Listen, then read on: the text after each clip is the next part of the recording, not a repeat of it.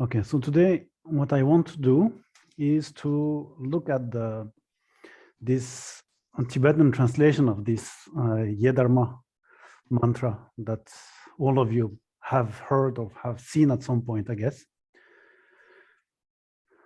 This is it's used all over the Buddhism, both in Theravada or Hinayana and in Mahayana, and of course in Vajrayana. And so it is an interesting thing to look at because there are many different translations, and yet it is something that looks very simple. And the meaning, as you're going to see, goes much beyond that what we can imagine when we just read an English translation and want to make a translation in our own languages. So here I have taken. So what we're going to see is Khenpo Chöndorje, who is someone who is on the board of Dharmasagar. He was the director of Dzongsa Shedra in Bir for 3 years or 5 years, I don't remember. And he's the Khenpo that Dzongsa Khyentse Rinpoche asked to help all the translators in 84,000. So he's someone really very knowledgeable and has a great he's really a great person, on top of being one of the main people, the main student of Khenpo Khunga Wanchuk, which was one of the greatest Khenpos from the Sakya school in Tibet, and then after in exile. And so Khenpo Chöndorje has taught the Sutra on Tibetan Rising, in which this passage or this Dharma mantra is found, and together with the Tibetan translation. He taught that for Kumarajiva project, which is roughly the equivalent of 84,000 for Chinese language. And so there is already a published translation in 84,000. Yes, you can see here. So I'm going afterwards, I'm going to put the slide, I'm going to share it with all of you at the end of the session. So then you'll have all the resources. And so we have this translation here. So what I would like you to do is to create a file in your Translation Studio Google folder, and to make a translation, a very rough translation in kind of 5 minutes in your own language.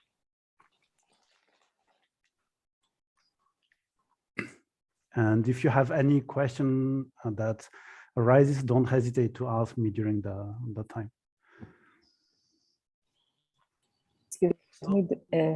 Where did you say that we should share? No, you should not share. You should create inside your Google Drive, inside the drive that I sent you the link to yesterday in your email. There is, I'm going to show it now. I think that's going to be the best. Let me open it here.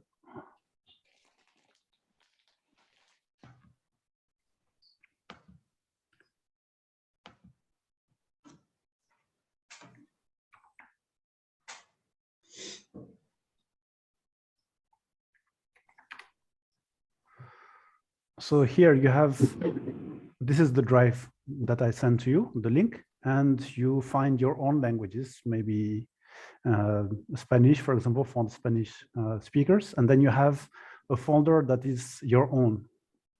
And inside each of your folders, then you have Sangha Outreach, Translation Studio, and workshops, which is what we're going to do on Google Drive. And so I would like that in Translation Studio, then there is the date of today, and then here you create one file that you name the way you want, and in which you make the translation of that. So I'm going to create a folder in the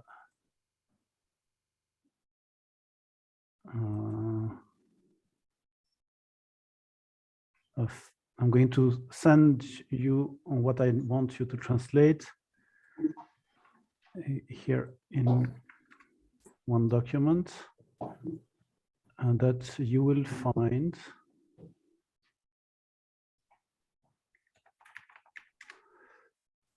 in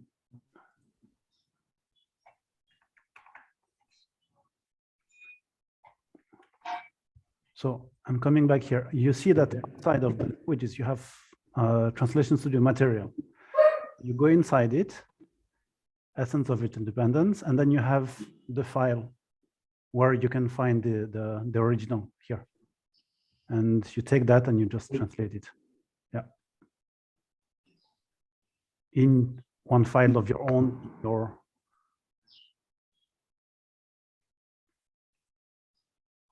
in your own document. So this is just to get us going. I'm sure it is not going to pose any serious problem. All phenomena that arise from causes, the Tathagata has told their cause, and that which is their cessation, thus has proclaimed the great renunciation. There's nothing complicated until here for you to make a translation in each of your languages, I guess.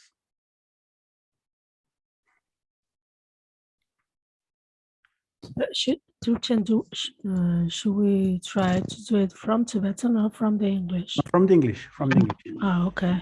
Yes, yes. Yeah. Yeah, at this point in Dharma Sagar, we're not expecting you to be translating from Tibetan at all.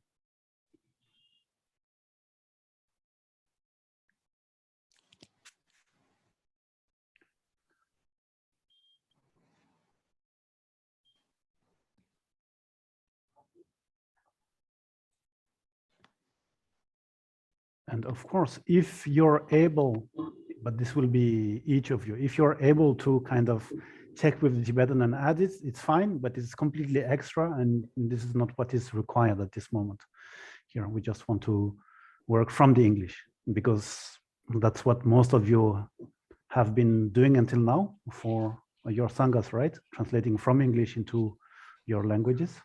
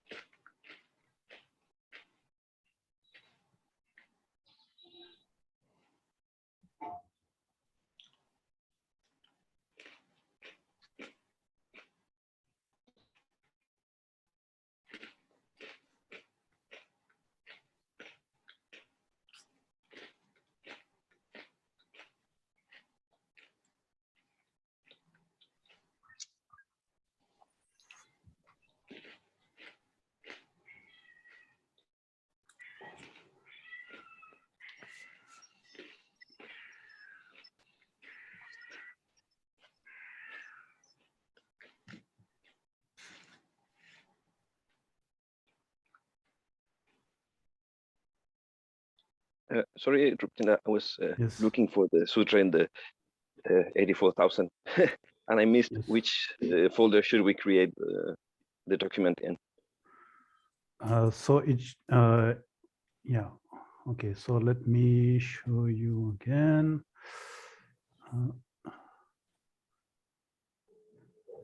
So you're here. Then you take your language, and then you choose your name.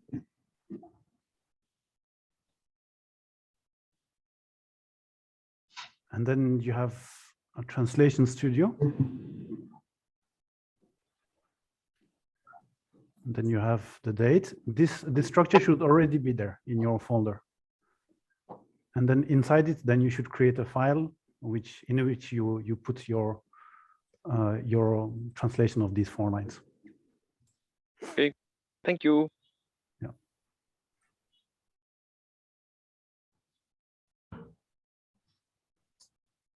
Drupchen, Yes.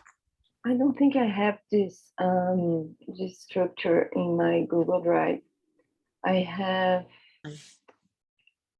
No. Oh, No. No, I don't think so. I don't think I have. Okay, it doesn't matter. Then create just anywhere for the moment, and then after we'll organize it. The idea of creating a structure like that is that when I will have to go and check your translation to make sure that we are if I want to go and check either me or one of the interpreters who are going to be working with you, we want that everyone has the same structure, so I don't lose time trying to find myself around your folder.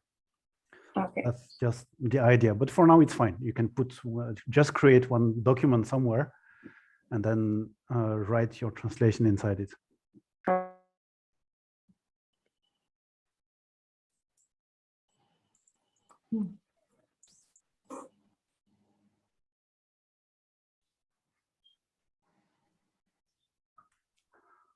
So, yeah, is it okay for most of you? Should we wait some more time? It's been about 5 minutes now. I'm still. Dr. La, and sorry, Yes. Dr. La, could you put the mantra again on the screen? Yes. Thank you. Yeah.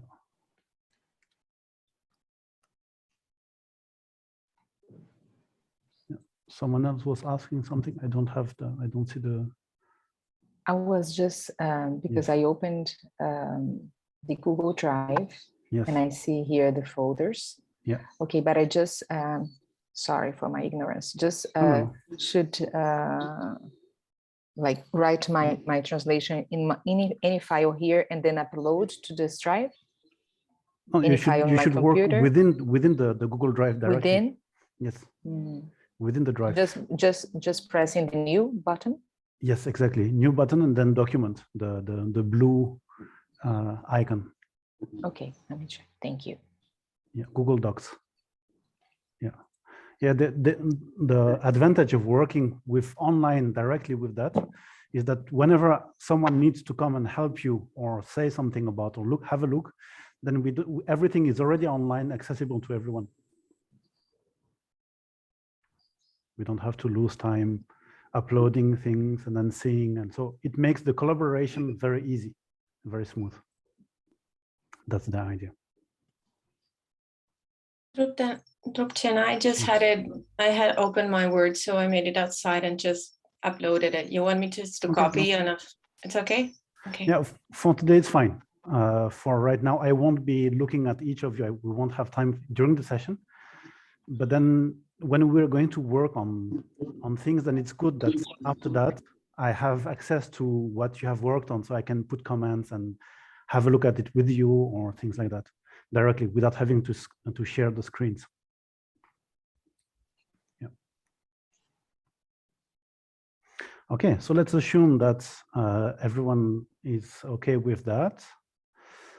So now I'm going to, yeah, unfortunately, like we have just tested at the beginning, you'll not be hearing Khenpo Cheng Dorje's voice, but this is recordings of his teaching on that mantra. And so I'm going to listen to it and then translate it to you at the same time. So there's kind of, yeah, 8 small passages where he talks specifically about the mantra itself in his general explanation of the sutra. And we're just going to go through that.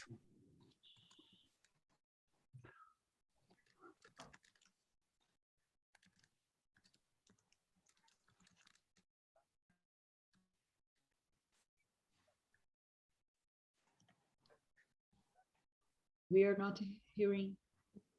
Yeah, no, I know you're not hearing the Khenpo's voice, but I don't see how I can do that right now. So you'll have the link afterwards where you can check it. And I listened to the Tibetan and I'm going to translate it to you right now. So you can at least have my translation. You can still understand what he's saying. And so here, what Khenpo was saying is that when you translate the mantra, which is in the sutra, then you have the translation that comes out. All phenomena that arise from causes, the Tathagata has sought their cause, and that which is their cessation, that has proclaimed the great renunciant. And that's what he said. Okay, so let's move on to the next bit.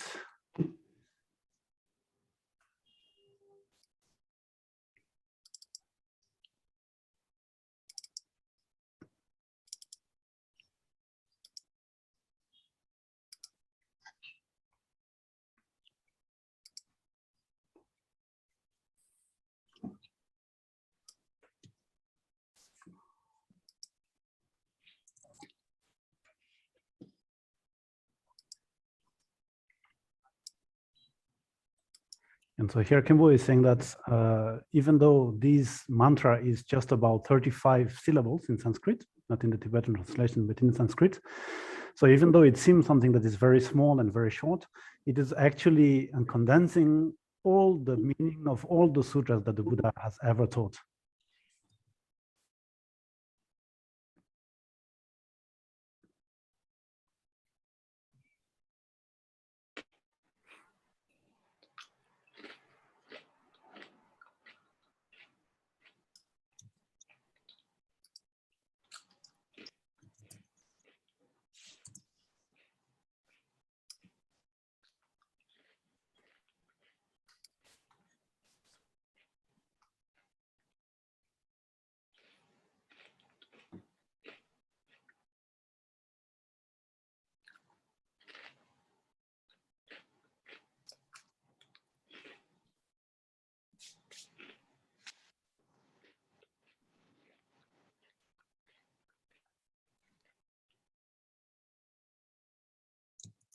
And so here Kimball was saying that he is going to go through the general meaning of these 4 verses of this mantra, and that he doesn't know if he will have time during that session, but afterwards he's going to take the time to explain the meaning according to different point of views, and also talk about the different rituals that are based on this mantra.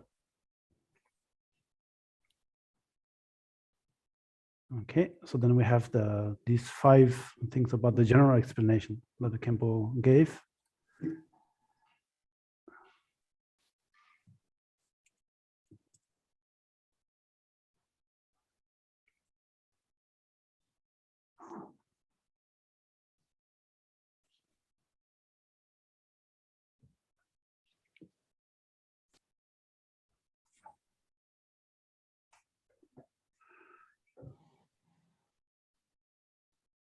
And so Kempo was saying that even though the original in Sanskrit is only these 35 syllables that we saw, that we have here, but even though that is the fact, then in Tibetan there are about 8 different translations that can be found over Tibetan literature, and that have slight differences in them.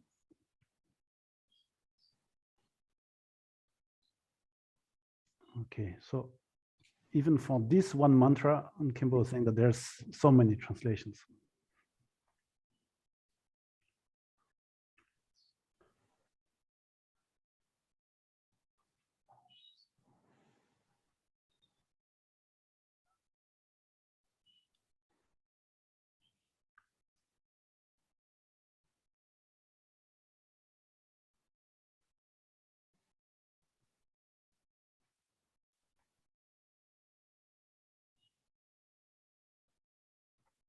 And so here Kimbo is saying that the reason why there are so many different translations of the same mantra in Sanskrit, the same passage in Sanskrit, is because the Sanskrit language has a feature, a special feature of Sanskrit language, is that it can accommodate a lot of different meanings in a very small amount of syllables, a small amount of words.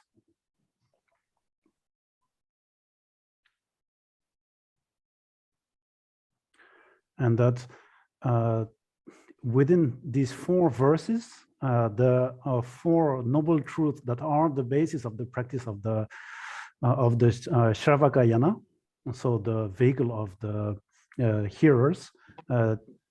These 4 lines present that.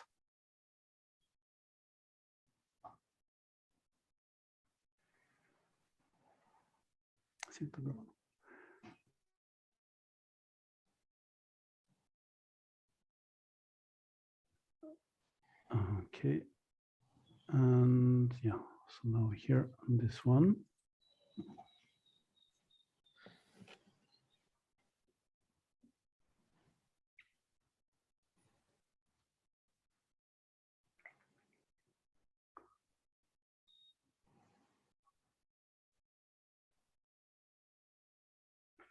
And Kimball is saying also that not only this is presenting the whole path of the Shravakayana by presenting the Four Noble Truths, but it is also showing the path of the Pratyeka Buddhas, which is the 12 links of dependent arising.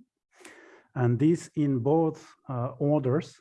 So the both orders I'm adding right now is going from ignorance until the suffering and death and old age, and the other way around, which is starting from suffering and old age, going backwards up to ignorance. And so in these 4 lines, the 12 interdependent links are also presented.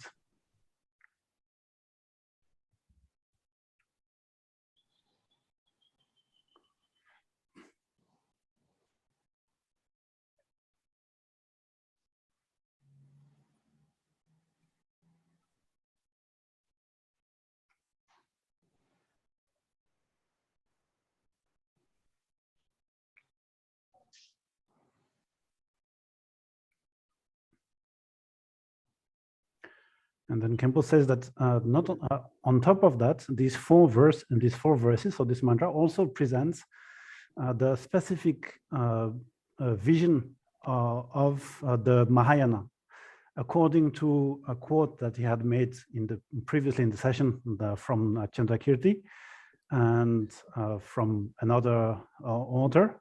And so in these 4 verses are presented both the most important points in the view of the great vehicle, which is the emptiness and the interdependence, and both of them. So emptiness here with the meaning that it is the ultimate view, the ultimate truth.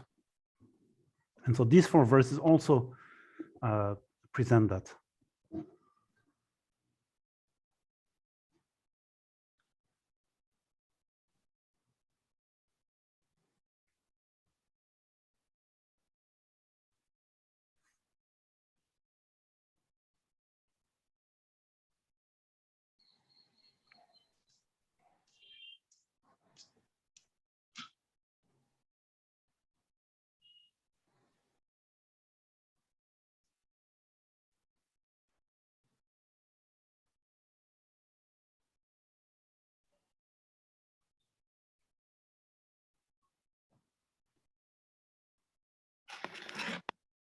And so Kempo was saying that because there are these 3 different ways of understanding these 4 verses, according to the different vehicles on which you are, then he's going to present an explanation of each of these ways of understanding these 4 verses in 3 different times. So today we won't have the time to go through all of it, but it is something that you can look by yourself afterwards in the video.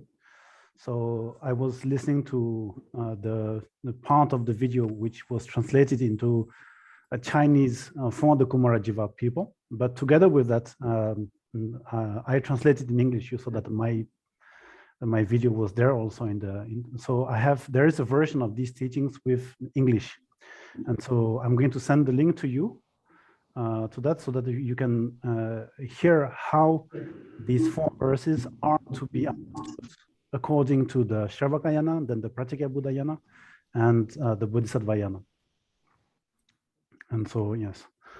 And so you'll have these links here afterwards. So this first link includes the moment at which the explanation of the mantra itself starts. And then you can continue on to the next session, the next video. Okay, so then we are starting to see that even though those 4 lines seem to be quite obvious, when you have a Kempo explain it to you, then it looks like there's much more behind it than what the words actually mean. So then we start asking ourselves, well, maybe it's not that easy to do the translation of that, even though, well, taking the words that were in English, we're able to translate it very easily in our language. Then maybe there are some things that we missed of the meaning that we, because of not taking into account the whole explanation, maybe we blocked one part of the understanding of it to our readers. And so then we start to kind of need to broaden our understanding of it in order to make sure that the translation is as close to the original as possible, or at least that allows the reader to have the same understanding from the original language and from our translation.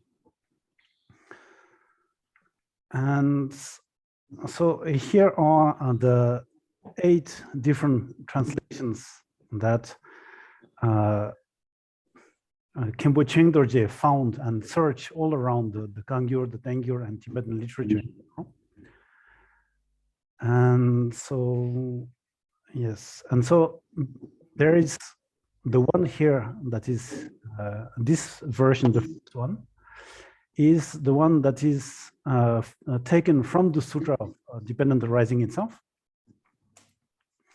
And the one here in yellow is the one that is adopted by the Tibetan world. So most likely, if you have encountered these verses in your practices or in any context, your center or from text there, then it should be that version here, because that is the one that is used by, that is commonly adopted by Tibetan traditions. And so, let me see how much time we have. Yes, we can. So at least we're going to check the meaning of that, the difference in meaning that we can find in these 2 translations.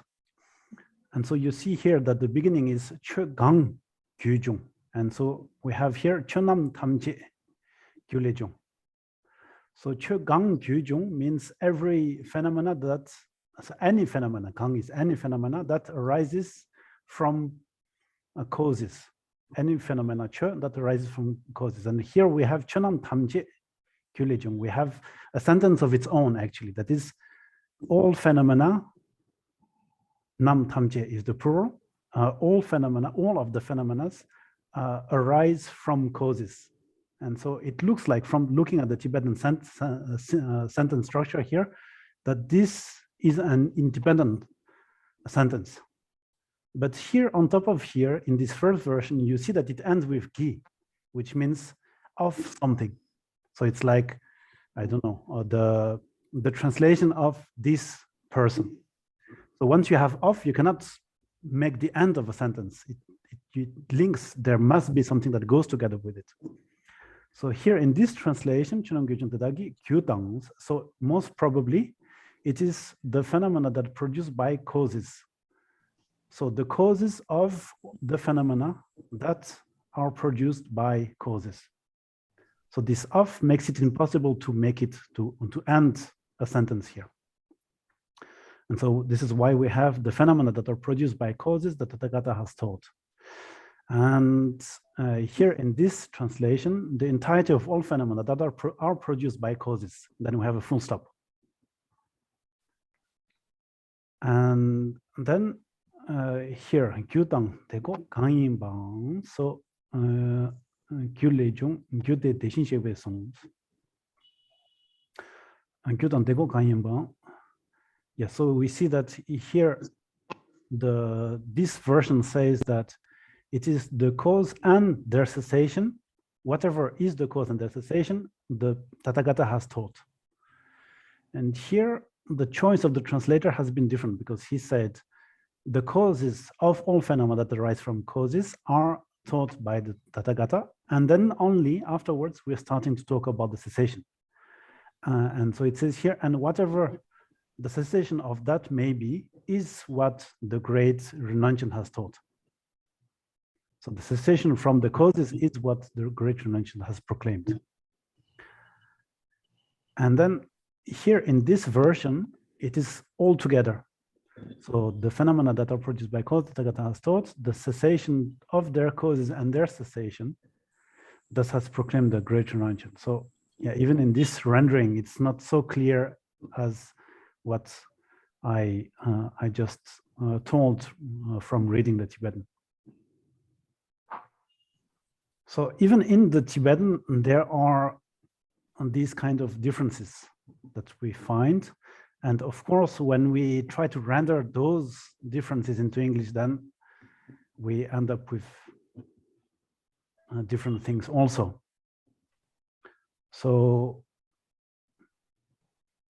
yeah, and so the 8 different translations, and then I have tried to kind of look at the specific features of each of these 8 translations and try to render it to make it obvious into the English translation. Of course, all those translations are very kind of experimentary, or they're not well written because I'm not a native English speaker. And so most probably an English reader will look at it and say, oh, it's awkward the way that the things are put. But at the same time, being Buddhists reading Tibetan literature, we all know that sometimes, well, the translations have awkward way of putting things. So I think that all of us will agree that any of these could be found in any published book and still be completely accepted, because we know that Tibetan language is strange, and because of that, then the translations are also expected not to be completely natural to the reader. So maybe we want to have a small look at it, and then you can ask me questions about any of these differences, and then I can try to answer why I decided to render it in this and that other way.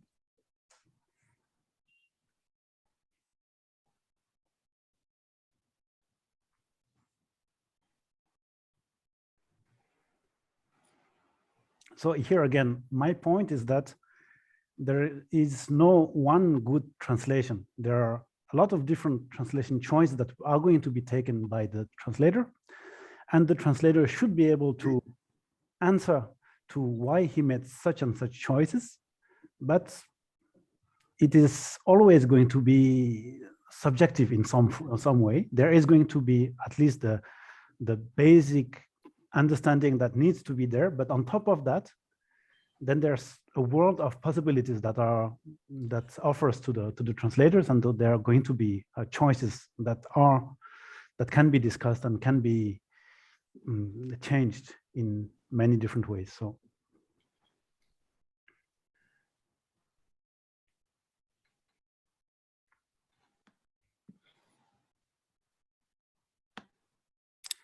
and then since we're translating into other languages than English, you will also see that sometimes taking one of these 8 makes it easier for your reader in your language than another one, because the choices for the translation was different.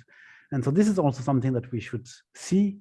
And in our attempt to translate in our languages, we're going to get past these differences that the English language brings to us. And so we're going, instead of getting stuck by the English, we're going to try to go back to the Tibetan and try to see why it was translated in this and that way. I heard that someone wanted to say something, please.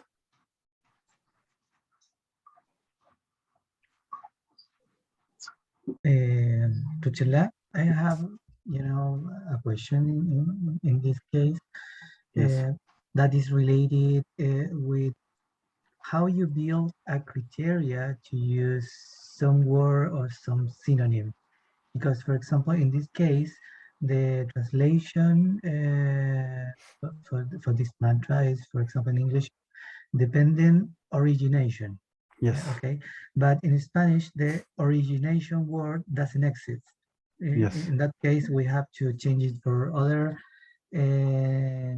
noun that is origin. Yes. That is maybe don't make any kind of difference, but for some people, for example, we listen all the time the translation in English, they start to believe that in Spanish exists that word and you can find it in every Dharma text. Yes, right. How you can decide, for example, to change a proper word, or how to emphasize in proper grammar, proper vocabulary, and what is done in the culture.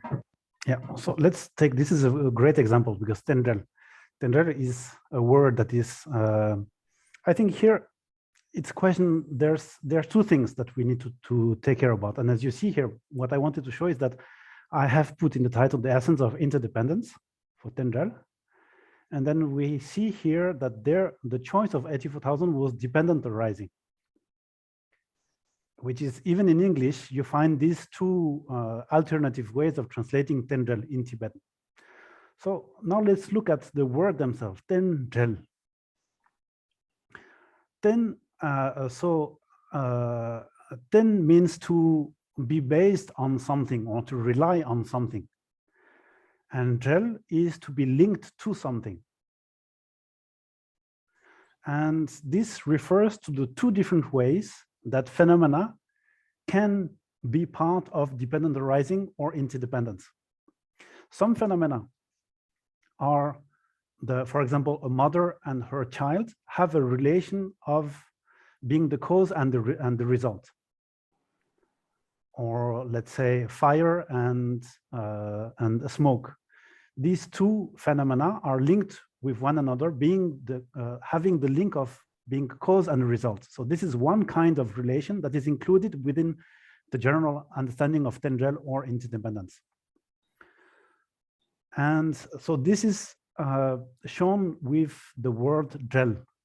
Drel means to relate. And so here when you use tendrel, drel is referring to the relation of cause and effect.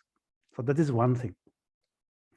One kind of phenomena, one group of phenomena will have this relation.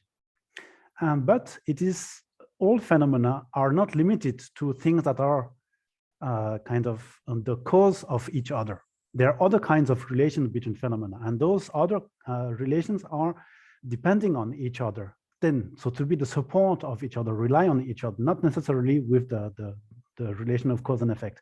And this is what usually the example that is given for this second type of relation is left and right. The mountain on this side and the mountain of that other side, or the different directions, north, south, etc. And so it is not that north is the cause for south, neither that south is the cause for north, but these two things still exist as phenomena. And because of that, we want to include them into everything that exists, into all the phenomena, right? And because of that, their relation is one exists because the other exists, relying on the other. Left exists because we have the opposite of it, which is right. If there was no right, there could not be left. And so this other type of relation is shown by the Tibetan word ten here. And so that is the basic Tibetan understanding of tendrel. Now, how do we want to translate that meaning into our language? One way of doing it is to say interdependence. So dependence means to rely on something. Either it could be, and it seems that dependence here could be either of these two relations, either cause and effect or left and right relations, right? And on top of that, people seem to have, I mean, the previous generation of translation seem to have added interdependence. For what reason exactly, I don't have idea. I don't know exactly what this inter adds as a meaning. Maybe you have a better idea to this than me. And so this is one way that people are very familiar to hear this concept of tendrel. The translating as interdependent is something that is very familiar to all our readers. So maybe because it is something that is familiar to everyone, maybe it's worth using it, because at least you have a label that you can use and people are going to understand it right away without having you to trying to go to explain through everything. So that in itself might be a good enough reason to choose one word, because people are used to it. And so if the meaning is still preserved, or people can get to the meaning through that label, then it could be good enough as a translation. So that is one way of doing it. Then the other way is a dependent arising. So that is what 84,000 has chosen. And if my memory is good, there should be at the end of it a note for why independent arising. Ah, yes, okay. So I thought that there was, yes, note 8.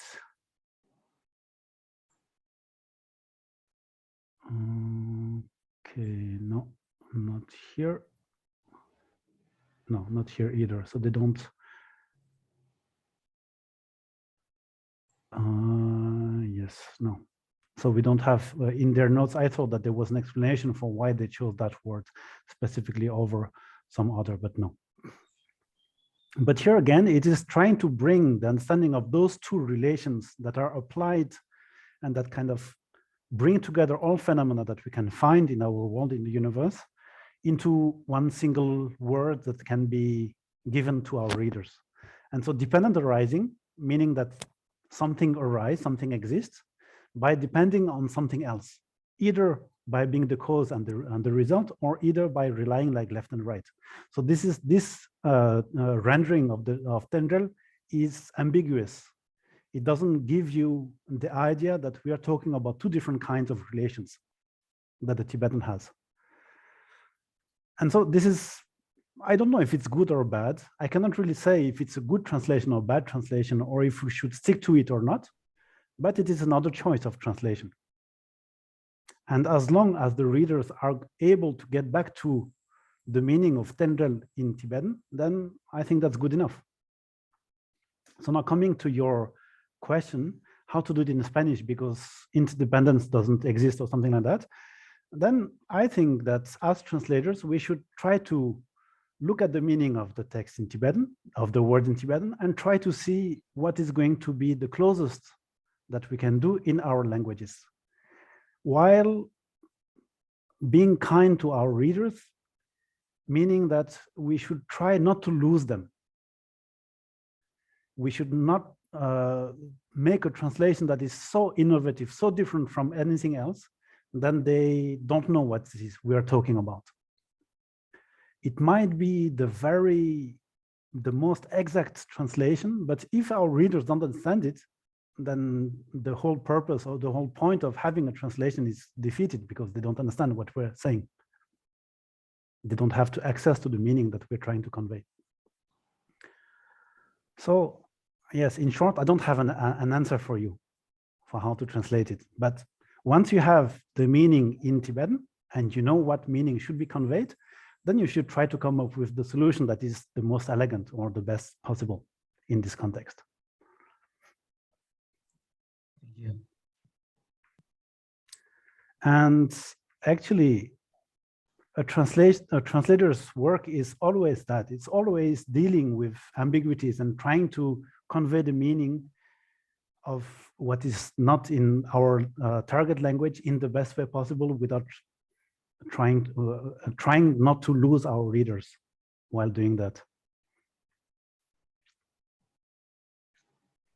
And yeah, so now I have explained to you what tendril means and the two types of relations that are embedded in there, etc. But actually the person who should give you this explanation is not me. It is someone who is a specialist of Tibetan Buddhism, especially someone like a Khenpo or a Geshe or a master or a Tibetan scholar who has a very wide and broad understanding and detailed understanding of the text that you're translating or the word that you're translating, and can tell you, well, here in this context, that word means that. And having the meaning, then you can try to find a word that goes together with it.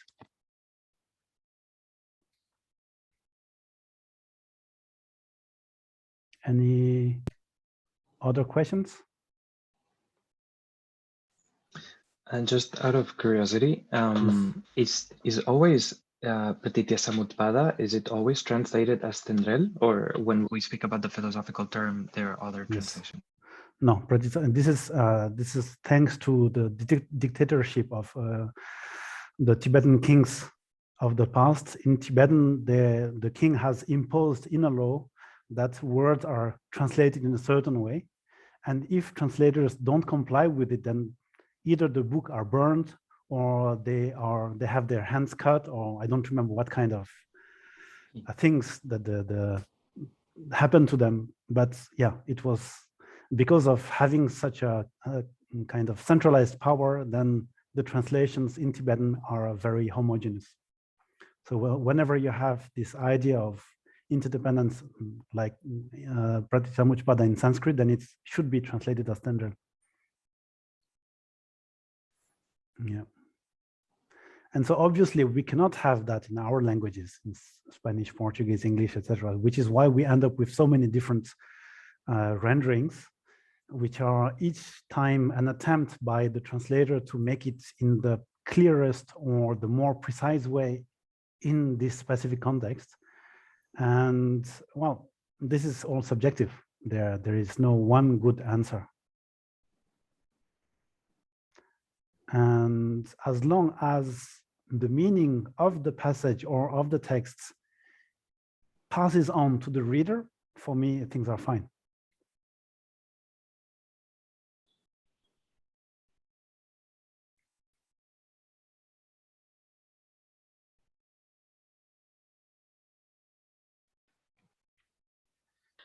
Drupchen, did you say that the meaning of tendrel was then rely on something and drel believe in something?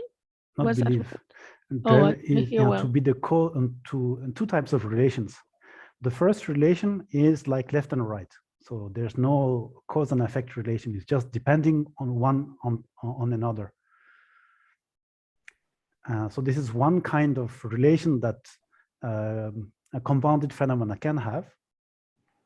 And the other kind of relation that compounded phenomena can have is that of cause and effect, like a fire and smoke, etc. So ten refers to left and right relation, and drel refers to cause and effect relation.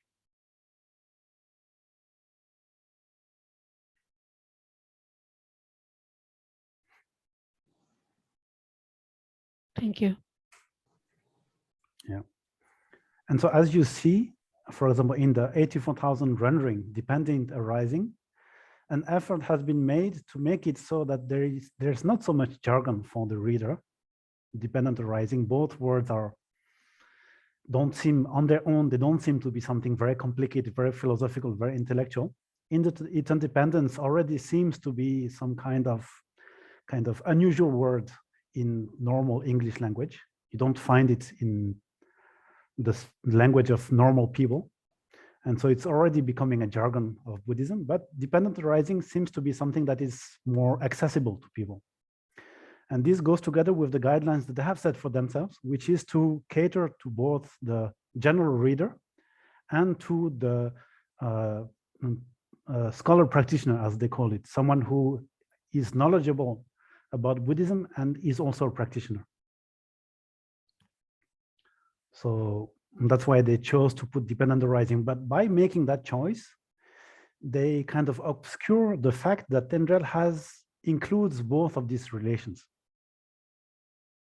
But for the translators of 84,000, the fact of being understandable by everyone was more important in their decision making than containing literally everything that the Tibetan says. So this is a choice that they made. Neither good nor bad. However, Yes. if you take the name of interdependence, Yes. the prefix inter Yes. already conveys the idea of between.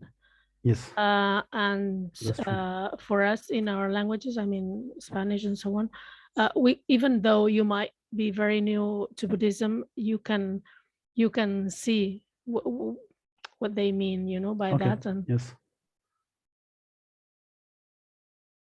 Yeah, then I guess that it's also something. It is also a valid choice of translation. Then, if it is not some kind of obscure jargon, then it justifies the fact of wanting to keep it and to use it.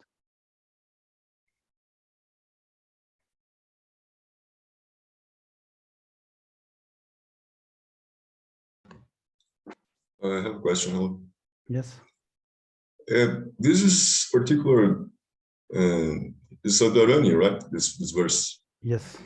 Dharma. Yes. And they're usually not translated, right? But yes. On this case, the Sanskrit has been translated into Tibetan.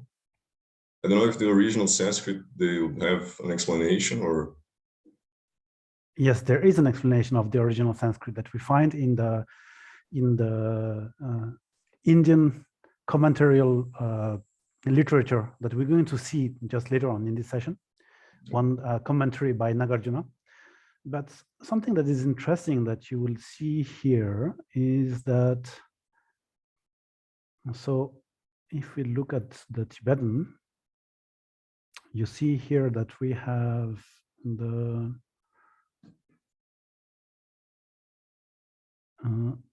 where is it? Ah, yes, okay. This is just the start of the sutra, and then the actual mantra is going to come up here. So we have the Sanskrit that is kept here, the mantra, Ye Dharma, Hetu Prabhaya, Hetu Ting, etc. But we also have the Tibetan translation right before it. So it seems that, I don't know exactly why, Tibetans decided to both translate it and keep the original Sanskrit. Yeah, and there are other cases where the translation is not done, just like the Dorje Namjom. In the Dorje Namjom, then you just have the Dharani, you don't have a translation of it. But here in this case, then it looks like the translators have decided to keep both the Sanskrit and the Tibetan rendering. Yeah. Okay, so any more questions? No? Okay. So let's move on to the next thing. So here are two passages from other sutras that Khenpo Chöndorje has found that say the same thing. So I would not, with the knowledge that I have, I would not dare to say that this passage from the Rana Ketu Dharani means exactly the same thing as the Yedharma mantra. But Khenpo Chöndorje, because of his knowledge and because having being a Khenpo and having studied, etc., he has the ability to say, okay, here what is said is exactly the same as in that other passage. So this is, I would not take the responsibility of saying that they have the same meaning, but he did, so I'm presenting it to you. And so here, what's in this first passage, the guide has perfectly expounded the cause that reverses the world that is produced by having its acting causes the afflictions, and the afflictions together with their causes. So yeah, it looks like it's kind of very convoluted, but in short, what this sentence is saying, so is that the guys have perfectly expounded the cause that reverses the world. So reverse the world, here the world is the samsara. So out of the Four Noble Truths, the truth of suffering and the truth of the cause of suffering, that is the world. And I can say that because this world here is said to be produced by the actions and the affliction together with their causes. And so here, everything that creates the samsara and the samsara itself has been expounded by the guide, by the Buddha, right? And he has expounded that, but also what reverses the samsara. So here, the cause that reverses the samsara is the truth of the path. And so we have reached until here at that point, and that reverses the actions and the afflictions, yes. So here, until here, it is what reverses the truth of suffering, so the result. And here is what reverses the truth of the cause of suffering, which is the cause. The actions and the afflictions, Ledanyamomba.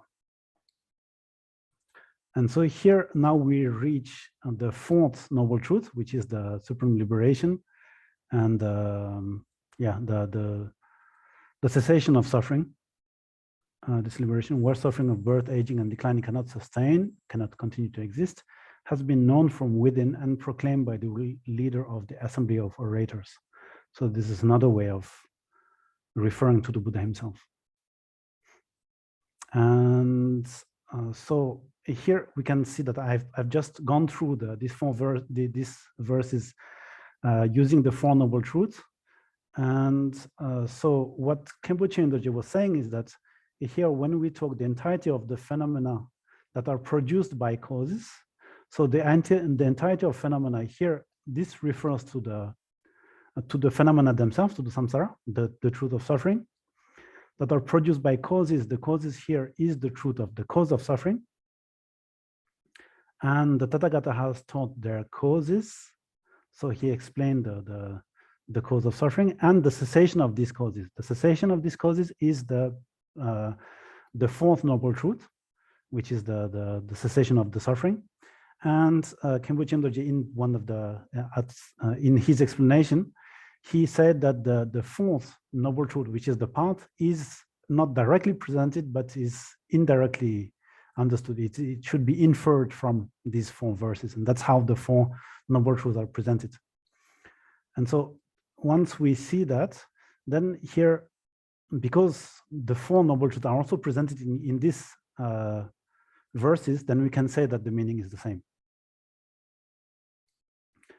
And here in this second one, whatever arises from conditions does not arise. In it, there is no essence of arising. Whatever depends on condition is said to be empty. Knowing emptiness is mindfulness. And so this refers to the explanation of this Dharma mantra according to the Bodhisattvayana. And so this, I do not remember exactly how Khenpo explained. So I think the best is to look at the video and see how he does that. Okay. And then now let's look at the commentary. Yes, okay. So now once we have looked at all of this meaning and everything, now maybe it could be nice if you went back to your rendering and checked if you would like to change anything after having had that information.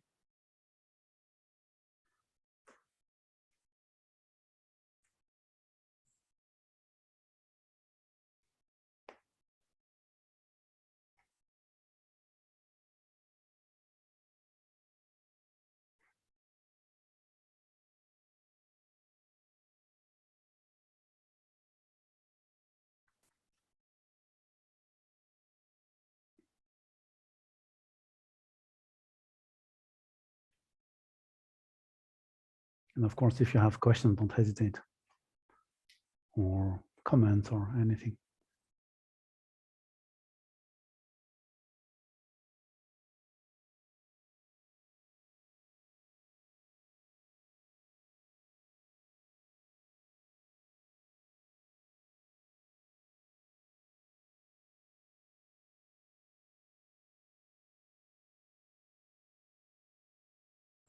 It seems that if we're translating from the English, the range of meanings is very much more limited. So I wouldn't change it very much if I'm still translating from the English, right?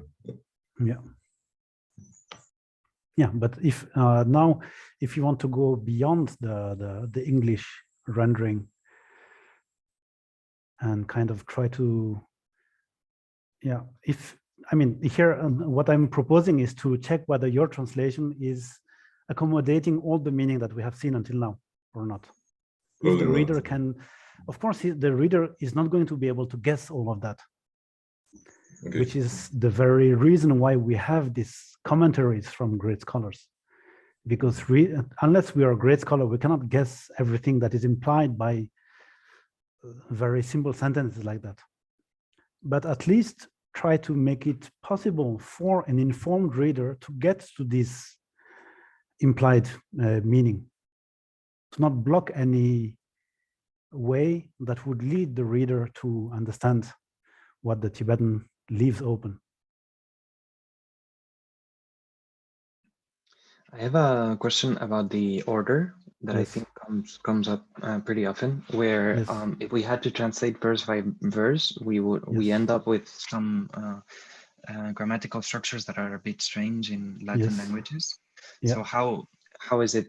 I mean, is it okay to change the order, or what do we think? Yeah, so it's a very good question, because it's actually, so we have to remember that this was first taught in Sanskrit. So I don't know if the original language was Sanskrit itself or not, but this is not a question. My point here is that the original that we have is written for Indian readers. And so the way that things are put is natural for an Indian reader. And so as you see, you do not even have 4 lines, you have 2 lines, which were then rendered into 4 lines by Tibetan translators. Because this is how Indians made their verses. And usually if you look in the original, you have something that looks like what they call a danda, this line that is similar to this she here in Tibetan. And so in Tibetan we have 4 because we have one here, one here, one here, one here. But in Sanskrit there's only one which is at the end of the first line. And so there's even here there's an adaptation into Tibetan. And so what I want to say is that when the Tibetan translators they decided to make it into Tibetan language, they made choices that are going to vary quite a lot. For example, you see that Deshin Sheba here is on the Deshin Sheba, means the Tathagata is on the 3rd line. And here it is in the 2nd line, Deshin Sheba. Here it is also in 2nd line, here in the 3rd line, here in the 3rd line, and here in the 3rd line, and this one here in the 2nd line also. So Tibetan themselves kind of adapted to what sounds best for them in their own language. So that they had this, and this is something that Sakya Pandita actually writes in his work on translation. He says that one of the things that Tibetan translators should keep in mind is to make it natural for the Tibetan reader. And the same goes, yes, and as I showed before, in some of the translations, you have the cause and the cessation that are kept together, and like you and they go. And in some others, then there are splits.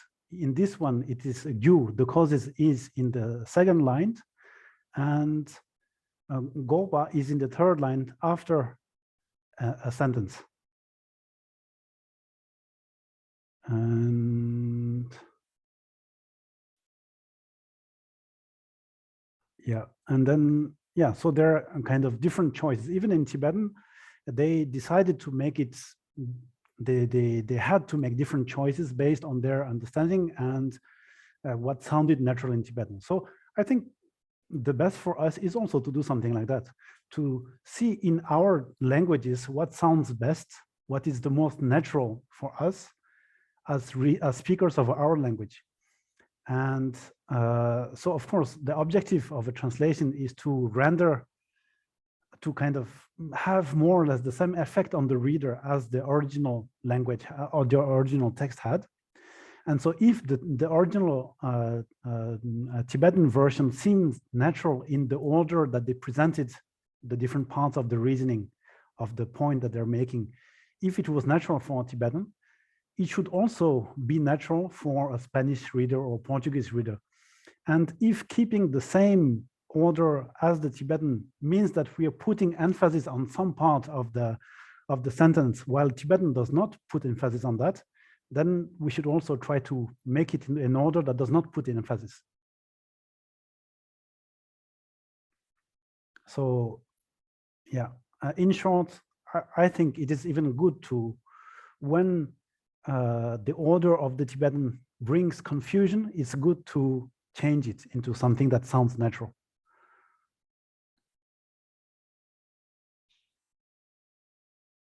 Great, thank you.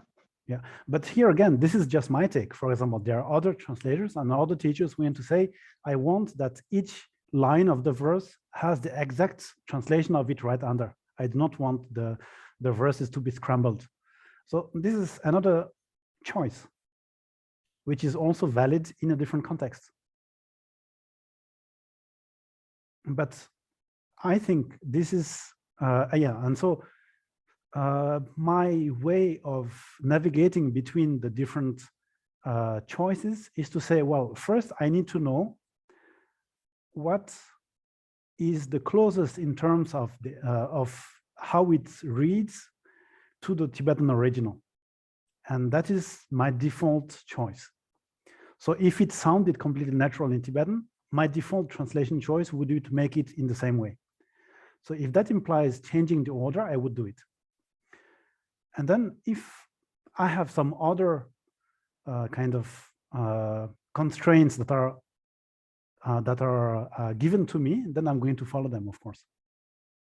If the person who asked me to translate wants that the different verses kind of parallel the Tibetan, then I will have to do it because that was asked to me. But then the person, I will need to say to the person that there is going to be some influence in the meaning and in the way that people are going to read it because of wanting to keep the order. And so all of this is kind of, I don't think there's right or wrong. It's just a question of choices that we make according to what kind of people we are going to give the translation to and what we want them to understand.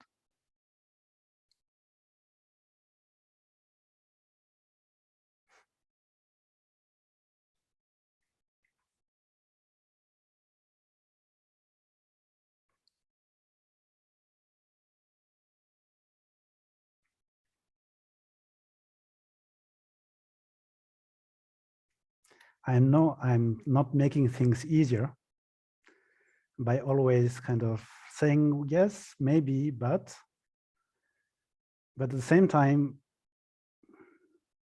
as you all know, there's no truth in translation and you always have so many different choices. So I would like to give you a kind of a simple answer, but there's no simple answer,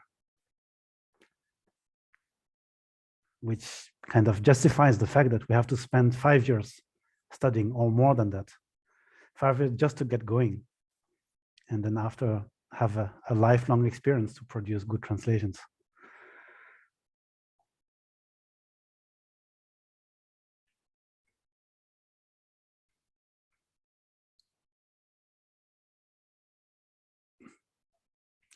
But as you will see, a lot of these questions that usually are left to the translators are actually related to the meaning. And because they're related to the meaning, there is always someone who is more knowledgeable to the meaning than us, to whom we can ask questions and get answers and help us make the right choices. If the questions that we have are purely stylistic or target language related, then we have to make the decision. But otherwise, there's always someone to whom we can ask the question and get an answer. So that makes our job easier. We don't have all the great responsibility of doing all that if we can rely on someone else who has more knowledge than us.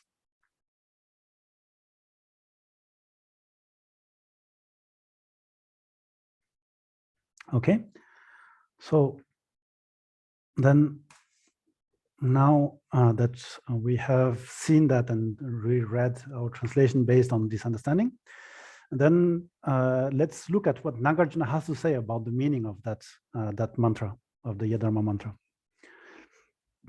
And as you can see here already, this version is yet another one. It is one of the 8, but it's not the same as the one that we found in the sutra. And it's not the one that has been chosen by the Tibetan tradition to be used on a daily basis. And so here again, I think that it is the translator of that commentary either who came up with the translation or he took it from another source. So here again, we see that there's no one single source of truth.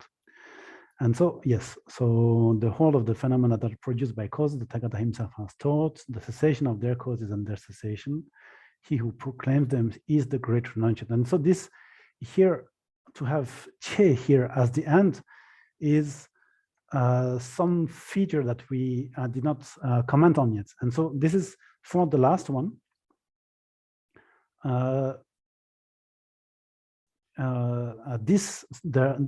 This version out of the others, so it is that one here, which says the one who proclaims that is the great renunciant, whereas in the other versions we have said thus has proclaimed the great renunciant.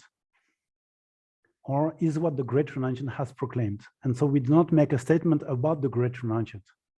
We do not say that the renunciants, the Buddha is great. Whereas in this version, we do say that. We say that the one who says that is great, Gejong Che. And so that is that version that we find in Nagarjuna's commentary.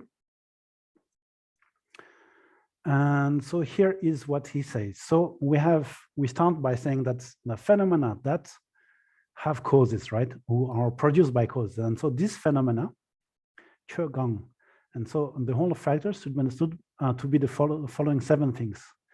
And so the consciousness, name, form, 6 sense sources, contact, feeling, birth, and aging and death. And so these, you recognize the different elements of the 12 interdependent links, who are all part of the truth of suffering and the cause of suffering. Not the cause of suffering, but the truth of suffering. So Khenpo Chögyam commentary about saying that Chogang, so these factors or these phenomena or these dharmas, here again, we can choose whatever we find fit according to the context and according to what our readers are familiar with. And so these factors or phenomena are the truth of the suffering. And then Nagarjuna goes on by saying that those factors are said to be produced by causes, because 5 things produce them. And so the causes of these, the truth of suffering, is the 5 following: ignorance, craving, grasping, formation, and becoming. So we see here that Nagarjuna is explaining this verse in the Yedama mantra from the point of view of the 12 links of interdependent origination, not from the Four Noble Truths. And so he cites 5 of the 12 links that are the causes of the 7 others. And these 5 correspond to the truth of the cause of suffering. And so the implication that this has is that when we look at the verse here, all the phenomena is referring to the truth of suffering. The causes here are the cause of suffering. And so that is what Nagarjuna understands from that verse.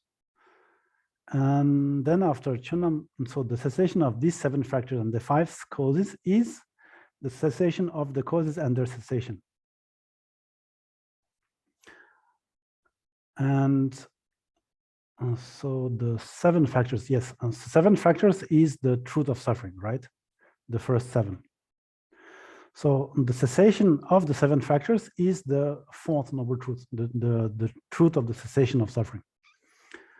And so here, what Nagarjuna is understanding is that first we're talking about the truth of suffering, then the truth of the cause of suffering, then the cessation of suffering, the 4th directly. And then we are saying about this 4th that it is the cessation of the causes and the cessation. And so and so this means that for him, when you say Gyu, it is the same thing as the 5 here. So the truth of the cause of suffering, and they means the truth of suffering itself, which is the 7 factors. And so it is the cessation of the causes and the truth of suffering itself.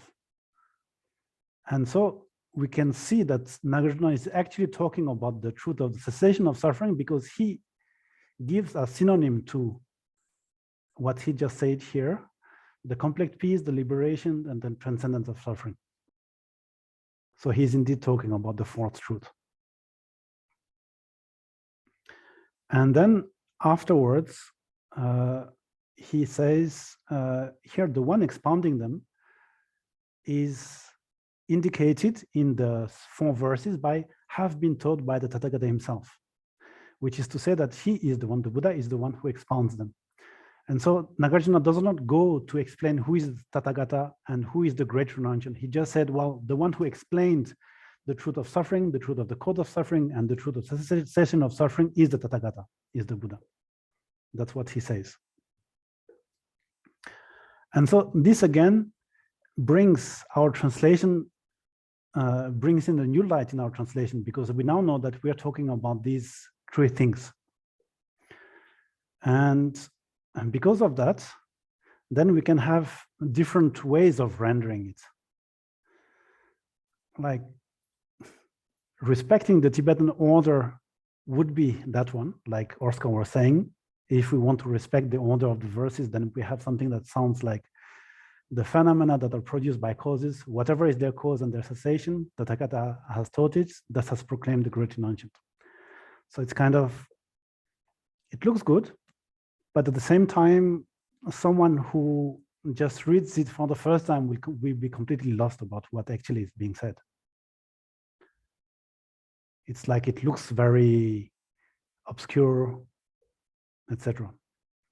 And then if we keep the same meaning by putting in the canonical order of English sentences, then we have the Tathagata has taught whatever is the cause and the cessation of phenomena that arise from causes, that has proclaimed the great renunciant. So this sounds already much better, just by reordering the verses according to how an English sentence is expected to be constructed. And then we have the 84,000 version.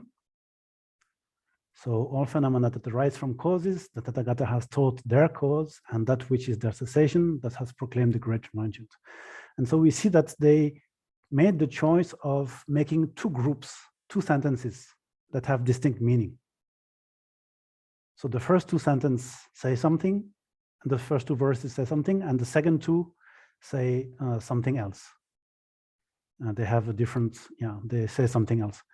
And that which is the cessation that has proclaimed the great renunciant. So we could be tempted to read that the great renunciant has only taught what is the cessation and has not talked about their cause. And then we would be tempted to say that it's only the Tathagata who has taught their cause, even though that we know that the Tathagata and the great renunciant are the same. The way that the sentences are put makes this distinction. So do we want to give that to the reader or not? It's up to us. And what we can see is that in this translation, the translator has tried to make it sound nice in English, to make it sound inspiring, and to make it sound kind of naturally flowing in English language.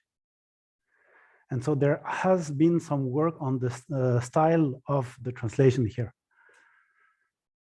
But of course, like we see, it is at the cost of what is actually being said. And so this is, again, we have to decide what we want to do. And so the last one is the one that I came up with, trying to accommodate what Nagarjuna was saying about this verse, and says, Nagarjuna was saying, well, the Buddha has taught, on the one side, he has taught the cause and the conditions, and the causes and the results, so the truth of suffering and the truth of the cause of suffering. But if we look at the whole sentence, what he's actually saying, he's talking about the cessation of these two, which makes sense because that's what we expect the Buddha to be teaching us, how to get rid of suffering.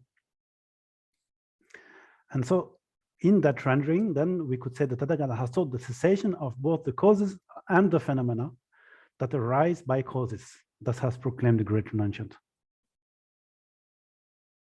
And so, yeah, which one is good, which one is bad, I don't know. I think it all depends what you want to do and what your reader expects to read, etc. And then here we see that we see the effect of going to a commentary and taking that commentary into account. Because if we take the understanding of Nagarjuna of the Sanskrit, because he was commenting the Sanskrit directly, and his explanation has been translated into Tibetan. And so if we take that Nagarjuna's understanding of the verses, then we have to translate it in a certain way. That is not going to be the same as the Tibetan translators did. There are going to be some differences.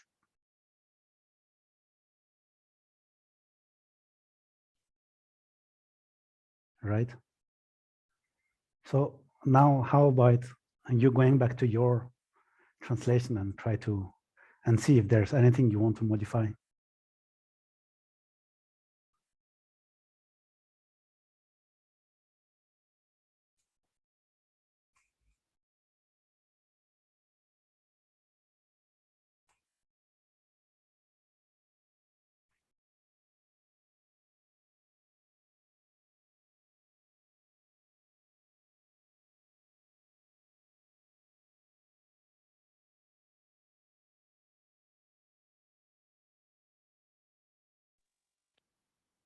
Hello. Yes. Hello. About the 84,000 version, Yes. it's not so clear to me that it divides the first two lines and then the second two lines because of the punctuation. Yes. Because first you have 2 commas, so yes. that would make the third line part of the same slot. Yes. Yes. So So I think that this should be answered by a native English speaker. So what about Robert saying something about it?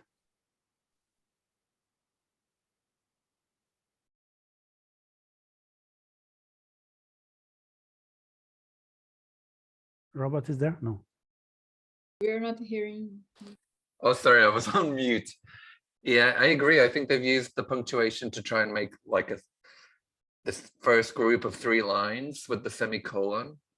Okay. But I still think it's a bit awkward in English. I don't think it's completely clear, but there's been an attempt, I think, to use the semicolon to make this group. But I still don't think that would be particularly fluent to read, or you'd catch that the first time you read it, that's like a separate group.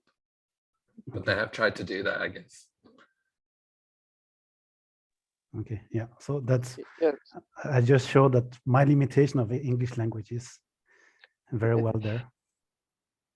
But I think maybe they try to make it a little bit poetic in some way, because when you write poems, you do change, you use awkward ways of saying stuff. So, yeah, I don't know. It doesn't seem so difficult for me to understand or to relate it to the explanation of the meaning. But yeah, could be said in other ways. Of course, there are many choices. For me, at least, when I translate it to Portuguese, it becomes a bit awkward. I prefer very much to change the order. I did 2 options, 3 options, one following that order, and this is very strange for me. I don't know if everybody was comfortable with this order of the English in Portuguese or Spanish. I feel like this order only makes sense if the first sentence is a statement in and of itself, like all phenomena arise from causes, and then we go on. But I'm not sure, if that is the case. Yes, yeah. So this is a case where there is some unwanted emphasis that is being given to one part of the sentence. Because the Tibetan, actually, what they try to do is to follow the order of the verses in Tibetan. Chokan Gyujung Dedagi is talking about the phenomena and the fact that they arise from causes. And so they try to keep it as the beginning of their translation. But then it has the unwanted kind of effect that it becomes an emphasis. It becomes something on its own outside of the main sentence. Like if I say the table, it is white and black. So I'm separating the table from the rest of the sentence. And so this is what happened to in this translation. Yeah. And so I would like to hear about the style and the poetry effect that has been put into this 84,000 translation from Robert. What do you think about it? I think. Oh, sorry. Sorry. I think it's Yeah, been done really well, but at the same time, you could completely kind of reverse it and start with "Thus has proclaimed the great renunciant: and then put the first 3 lines. You wouldn't. So I'm not sure why. I know they want to respect as well the word order, the lines of the original in Tibetan, but I don't think don't know, it still seems awkward to me. So I would probably just change the whole thing around if they want to. I think sometimes trying to do like a middle term, you end up sacrificing on both sides instead of maybe just doing a whole original, not respecting the line order in Tibetan that much. Perhaps would have become clear in English instead of trying to please everyone. Like we have to please these scholars and we have to please these general readers. So you end up getting like a little bit of both, but in the end, I'm not sure if it's like the best. I would have probably reversed it the way it's been written here, because I think you could put the last line first and it still makes sense. So I'm not sure why they chose this order. Yeah, in this, I also noticed that the first line is kind of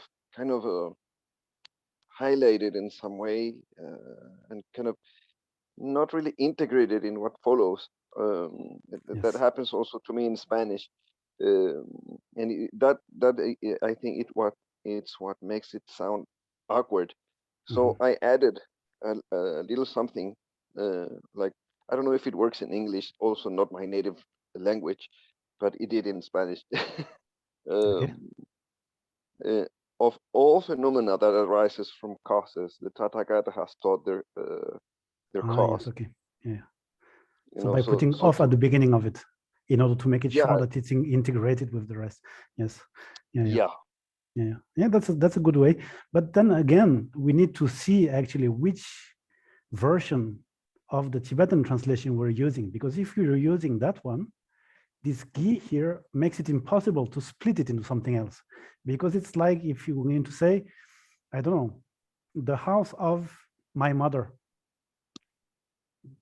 Putting of my mother in front makes it very strange. Of my mother, the house. And so, well, because the gi is there and because it is normal Tibetan that's written there, I would never put of my mother, the house. But then if you look at actually some other renderings, like the one that is generally used by the Tibetan, then you have chönam tamje gyule chung. Chung is a verb that ends a sentence. It's like the entirety of phenomena are produced by causes, full stop. Then it makes completely sense. And it is not only kind of, it should not have a comma there, but really an actual full stop. We are finishing one idea and then we're going to start something else. So as if we are translating from that yellow Tibetan translation, then it makes sense to keep the first line separate because it is a different sentence. But then if we are going to keep that version here, which is the one from the sutra, and the one on which the Khenpo was teaching, and then it doesn't make sense to keep it at the beginning, because it's kind of, just like saying of my mother the house. It's very awkward. Or in English, they found a way to make it kind of sound nicer. But they at the cost of having to kind of mess up with the Tibetan structure. They took out the fact that there's a link between all phenomena and the Tathagata has taught their cause. They kind of split it, whereas the Tibetan does not split it. So I mean, it depends what you're doing. And if you're following that, then I would think that in Spanish, it's better to make it in the normal order and not have some kind of something at the beginning. But this again, if it's poetic in Spanish and it looks good, and if you're happy with that, I'm completely happy as well. Having access to the Tibetan solves a lot of these problems, because normally what we do is we translate just from English, and then we don't get to know all this stuff. So we try to stick what the English version is. If you do that, then of course you're limited, which is the whole point of having Tibetan and trying to do translations, having access to the Tibetan. But I think it's great to see what kind of thing we can come up with, and what kind of translation, how it will influence to have to look at this, and then also to think about the different kind of reasons different translators had in order to come up with this and that translation. And most probably the translators from 84,000 were aware of at least some of the different versions in Tibetan, and decided to kind of make a compromise and to come something that is kind of in the middle of all of it. Most probably. And so, yeah, which is kind of also completely acceptable as translation choice. And yeah, and I don't know what were their goal as what kind of effect they were expecting the translation to have. If it was to please everyone, then they have pleased both sides a little bit. If it was to produce a translation that sounds natural, maybe it is not completely there, or yeah, I don't know. It would be great to have access to what actually they were trying to do when they did that.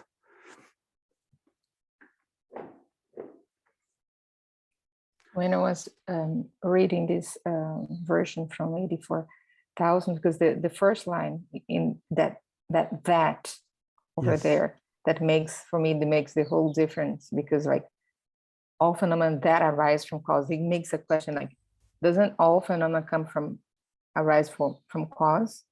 And then is it asking us to investigate further to check if the real all phenomena really arise from causes? So that that is just the problem. Yeah, and it's true that, yeah, if you take literally that implies, could imply at least, that there are some phenomena that do not arise from causes, right? And so, yeah, but in Tibetan, yeah, I don't know if there is this kind of ambiguity there, or if this is their Chogang Kyujung. No, because it says, literally it means whatever phenomena arises from causes, or whatever phenomena that arises from causes. And so here, there's no this question anymore. But then again, saying whatever phenomena, I think I put it here in this third version here, second version. Using whatever is kind of awkward in English, doesn't sound nice. And so I understand why they didn't use that in the 84,000 version. But here again, is the kind of the argument between, do we write something that says everything, or do we write something that is beautiful? And so, yeah, different people have different takes on that. But definitely in Tibetan, you do not have that ambiguity. That is just a simple that. Yeah. Yeah, that makes a difference to know, because if in Tibetan there is no ambiguity, then the sentence should be all phenomena arise from causes. Yes, yeah, right. Yes, but I guess that if you do that, then you prevent from having a link with the next sentence. Because if you say all phenomena arise from cause, the Tathagata has told their cause, then it's kind of, yeah, it's really a sentence. And so maybe they didn't want that. And putting that means that all phenomena that arise from causes, the Tathagata has told their cause. Well, there's some link. There's that refers to something that, because there's nothing before, it must be afterwards. And so maybe it was adding that was an attempt to link it to the next sentence, but had the unwanted effect of bringing up some meaning that is not found in the original.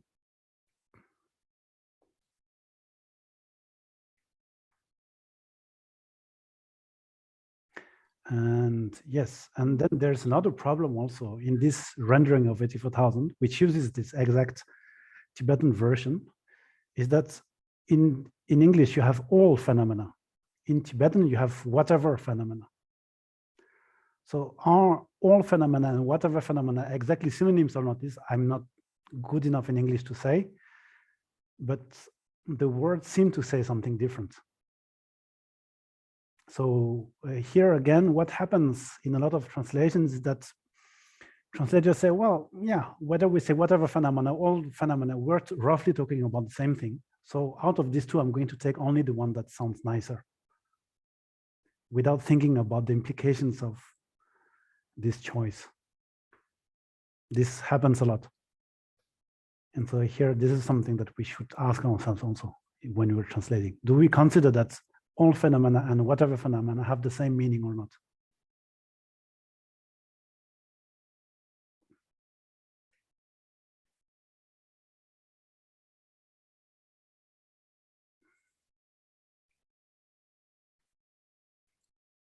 But as a non-English native speaker, I would be tempted to say that it's completely different. I think for me, whatever implies more of just a lack of restriction, like whatever, like any individual phenomenon that you pick, so it's kind of similar to all, but it has like a little bit of a different emphasis. For me, it's like any instance of a phenomena. Yes, yeah. Instead of just all phenomena. So it's kind of, it's similar, but it's a bit more specific. Okay, to put all, yes, yeah. Yeah, and what about the style of having both? Do you, if you just look at the style in English, would you prefer to see all phenomena or whatever phenomena? Just talking about the poetry, all phenomena, right? No, I didn't hear. Yeah, I'd prefer all, but I'm not native English speaker. Yeah, I think to me it doesn't make that big of a difference, but maybe I have to speak to somebody who's an expert in explaining. There might be a big difference, but I think maybe all sounds better. All sounds better, yes. Whatever phenomena gives that idea again of any phenomena that I choose to look at, not just generally all phenomena. Yeah, that's the meaning. Any instant of a phenomena. Gang. Gang is whatever. We can have a look at it in the dictionary.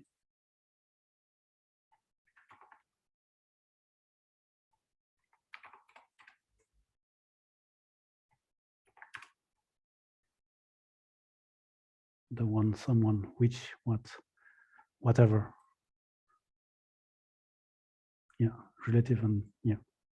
Here it's not the interrogative pronoun nor the relative, but it is, yeah, that. But as we see here, there is no meaning of all, of included everything. It says one full complete. One full complete. It's number 5 there. 5 there, ah, yes, right, that's true, yeah. But yes, I agree with what Robert says, that saying all or saying any has a different perspective on how you view everything. But Robert, did you feel the same? I felt the same as Nadia said, that all the phenomena that arise maybe implies that some of them don't. At least maybe it's just my mistake as not being a native, but I wanted to know how you felt about it. Yeah, I think it does give that idea. Because if you're saying all of that, it does imply that there must be another part that doesn't. So, okay. But I think like Dupton said, I think it's to give that link to the next line. Otherwise, it becomes a different statement. It would be all phenomena arise from causes. And then the next line, it doesn't flow. It doesn't make sense, the connection. So I think they had to put the that to make the next line linked to the first one.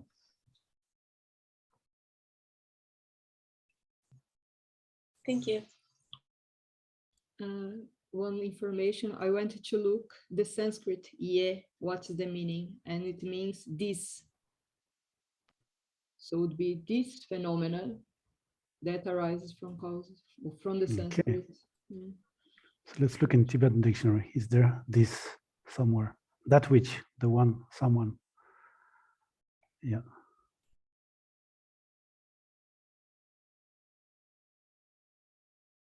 And so, yeah, on that light, let's check in the Nagarjuna's commentary.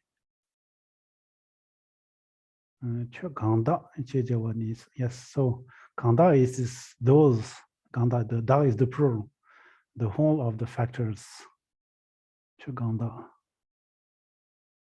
Yeah. Yeah, so in that light, it looks like that this whatever is not really the best solution either. Because there's some sort of determination about what they are.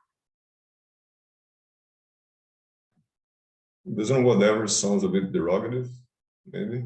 I don't know. Sorry, I didn't hear the beginning.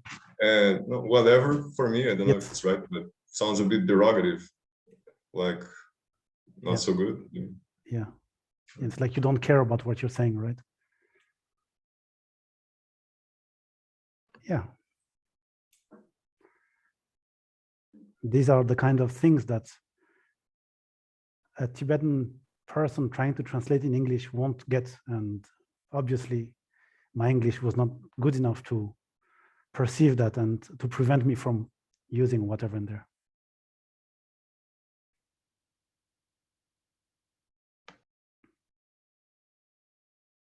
Yeah. Okay, so it's been 10 minutes. We're over the time that was planned. I don't know if you still have things to say. I could stay longer, but I don't know if you want to, you have things to do or not. But yeah, what I wanted to show, the point that I wanted to make with all this is that translation is not something that is black and white. It's only gray, actually, with various shades of gray, and that we have to decide which one we want. And that not one is kind of right and the other wrong, as long as we correspond to as we follow the meaning of the Tibetan, and that either we understand or we have someone else explain to us.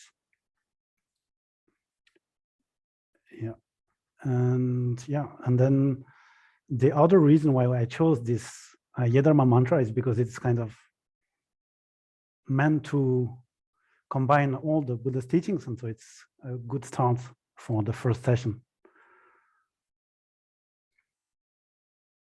And and then it allowed me also to show that even Tibetans had many different choices that they made, and so we don't have to be afraid of doing different choices ourselves either.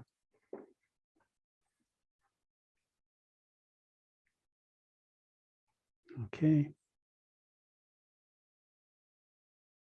Anything else that we want to talk about? Any question, any remark? I have one question, but Yes. I don't know if maybe it's just too long or maybe not proper, but when I was trying to translate to Spanish, it would be much natural for me to put a dot after the first line. Yes. Would that be wrong? And then, like I said, they are. It's like the first idea is an idea in itself, instead of trying to change it, adding words or whatever to make it connect with the next sentence. Maybe Yes, for me, it would be more natural to say this idea and this. And yes. would that be, should we respect like this only one line and adapt everything to it, or just make it friendly to? So yes, here I think that you should really think. This is something that is not really clear for people usually, but when we see verses, we seem to think that there are 4 independent units that have their own order. But actually a verse is a sentence that is simply put together in a special format, but it remains a sentence. So if I wanted, let me take the last version that we had, or the first one. Yes, this one. So let me copy it and do something at the very end.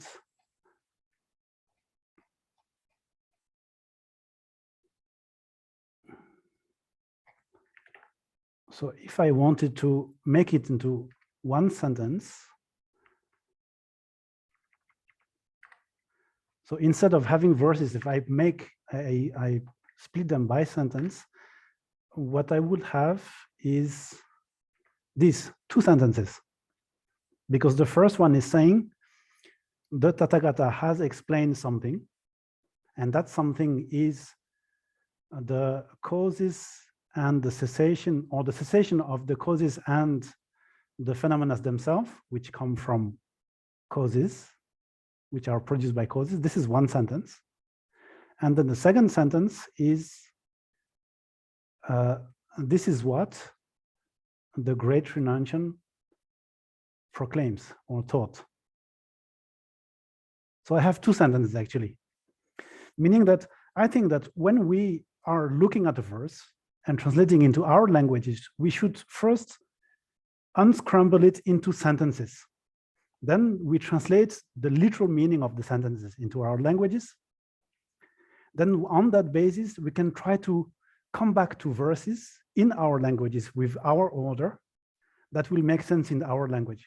Because otherwise you always end up having some awkward element of the Tibetan language into your translation.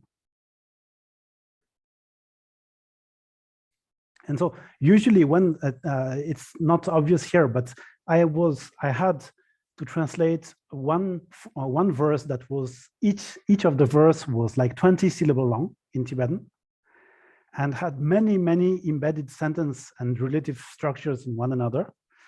And if I tried to keep the Tibetan order, it didn't mean anything at the end. So the only way to deal with this kind of situation is to say, okay, what is actually happening? Who is doing what? Then write something very simple. Like for example, here in this first sentence, I would say the Tathagata is saying something. And then I would expand that something by saying, well, he taught the cessation of the cause and the phenomena. So the Tathagata has taught the cessation of the causes and the phenomena. And then I still expand that with the first verses here, saying that the Tathagata has taught the cessation of the causes and the phenomena that arise from causes. Then by working out that way, I end up with a sentence that sounds natural in my language. And once I did that, then I can try to see, okay, now I have the sentence. How do I make it fit with 4 lines into some sort of pseudo poetry or pseudo verses? Sometimes people call it like greeting card poetry. But yeah, I mean, unless we are poets, that's the best we can do. Try to make sentences and try to fit them in as many lines as there are in the original text. So I wouldn't get stuck on the order of the Tibetan. And so what you were saying is that I should be adding something at the beginning, like of this, and that in my rendering. So this is obviously keeping the Tibetan order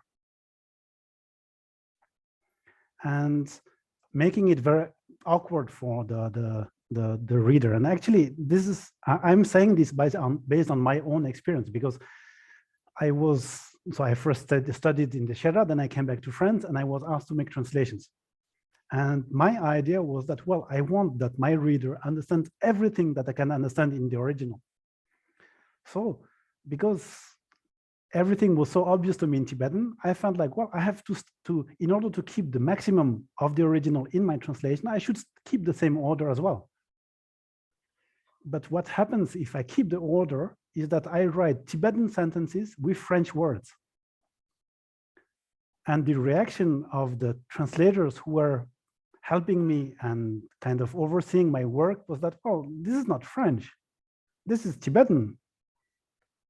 A French person will never understand what you're trying to say because this French person doesn't speak Tibetan. So they're never going to get to the meaning that you intend to put by keeping the Tibetan order. So then we end up with the kind of, we have to resign ourselves to accept the proverb that says traditore traduttore or traduttore traditore. There's no way around it. If we want our reader to understand something that is minimally okay, then we are forced to kind of betray to some level the original.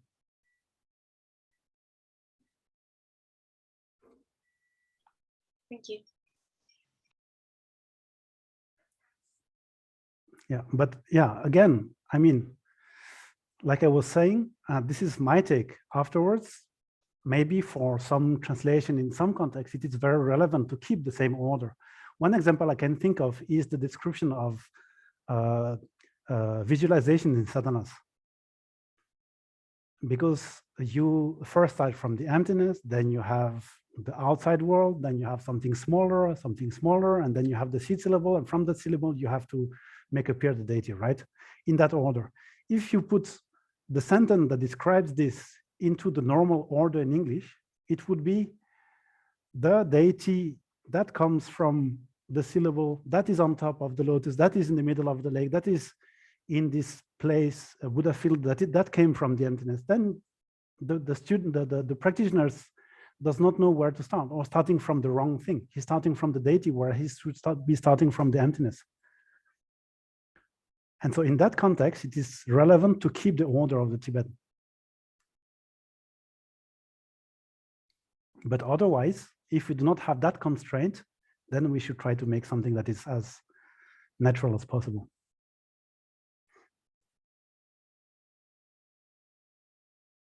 Yeah. Yeah, as you see, I stumbled on many different stones, and so I can talk about my failures, previous failures.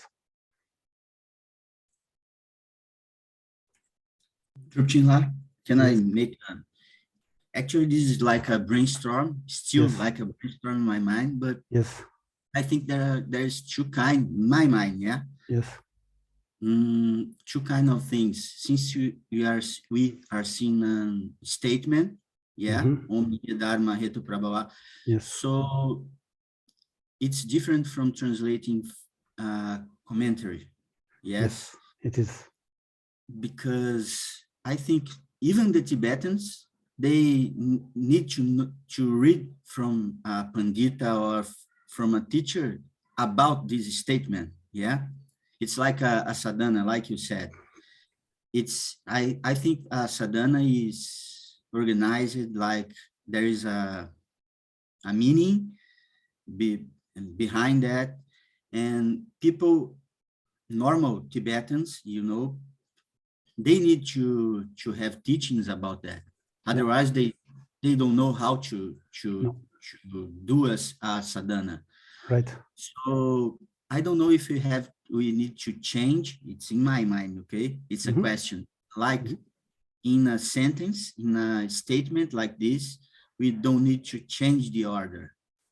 And maybe on a commentary, we need to change the order of the things. Yeah. I don't know. It's a question. Yes. A strange question, but this no. is a Yes. Yeah. So, I mean, the first question that would come to my mind is, if I don't change the order, does my reader understand the same thing as I do when I read the Tibetan or not? If he doesn't, then I need to change my translation. If he does, then it's fine. That would be my take on it. But then, I mean, everyone can have different reasons, different kind of different constraints, etc. For example, Dharani is a very good example, because Dharani is meant to be some kind of statement that has power by itself, just by the words that constitute it. So maybe because of that, because of this being a Dharani, we do not want to mess around too much and keep the same order. That could be a relevant reason. But then the objective is not going to be to have the reader understand what it means, but the objective would be to be kind of close to the original in order to keep or maintain the blessings or the power of that statement. And so, yeah, I mean, it could be something also relevant or reasonable, or that has value in itself.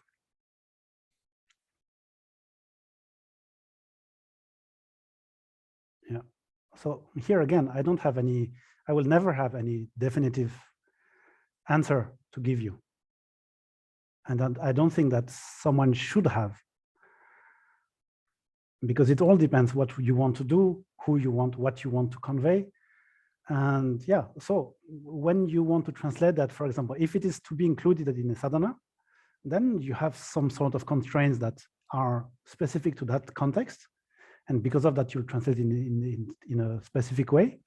But then if you have another in a commentary, like you were saying, the focus is to explain the meaning to the person. So then the focus is to have the person understand what is happening, what is said. And so because of that, then it makes sense to kind of make it as simple as possible for the person to understand the meaning.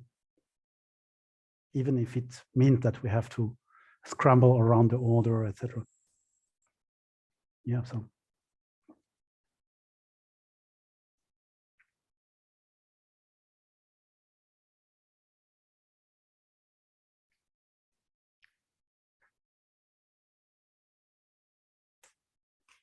And yeah, and about the fact that Tibetans themselves don't understand, I think it is similar to saying that when a German person tries to read Nietzsche, he will not understand the word either. Because it is a very specific context and with very specific codes and jargon, etc. Then of course, someone who is not educated and didn't learn philosophy will not understand either. Or will understand something that will be very vague and will not be at all what actually he meant.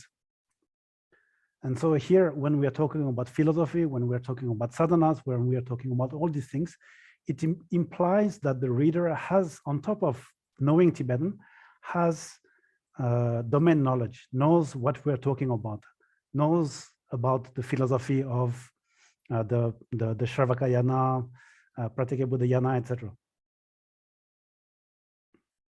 And so, of course, yeah, the reader, that's why a Tibetan reader who did not study Dharma will read that and will not understand a single word.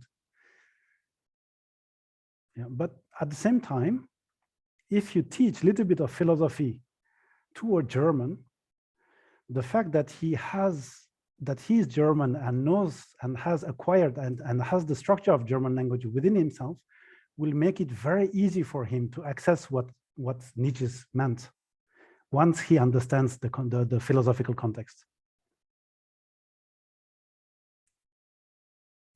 So Tibetans have that edge on us when it comes to understanding Dharma, because the language, the structure, the way that things are explained, things are formulated in the commentary is going to be Tibetan language, is going to respect the rules of Tibetan language. And because of that, it makes it easy for them to understand.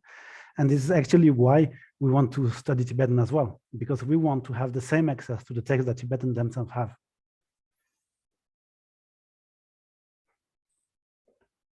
Not only learn Dharma.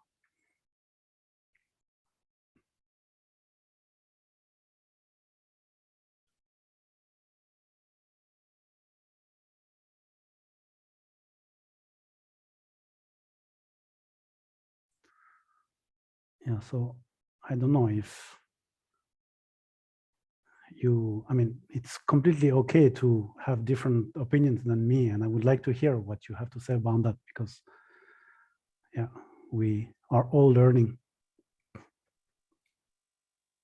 Yeah, I don't know if I have a different opinion. I basically agree, that is very subjective and depends on the context and the purpose of the translation. And I think it's healthy that there are very different versions. For me, for instance, since I don't know any Tibetan or not enough, other than to say hello and thank you, then it's very useful that there are very many different versions. For example, now you showed us many different versions of this Dharani, which clarified a lot, because and now maybe the 84,000 may not be my favorite version, but which leads to my question.